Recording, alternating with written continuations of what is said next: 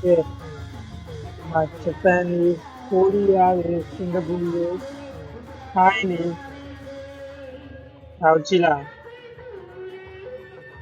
ဒါကြည့်ပြီးတော့ထိုင်ငုံနေလိုက်တော့တလားစာတွေတစ်နှစ်စာတွေအငင်းပွားမနေနဲ့တွေ့လားနိုင်ပိုင်းလေးနဲ့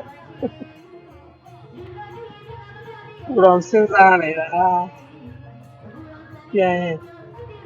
ပြန်တဲ့အချိန်ကြာလို့ရှိရင်အဲ့လိုအလုပ်လေးပြောင်းမလားလို့ဟိုဘာခက်တော့မခက်ဘူးတွေ့လား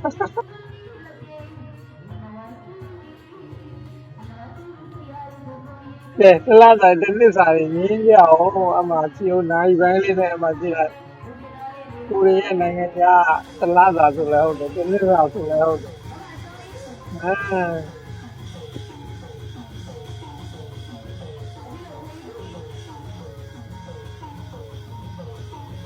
ဒါလေးများများကြည့်ပြီးတော့လည်းနီးနာယူထားနော်နိုင်ငံခြားတော့လေးတော့ကြိုက်တယ်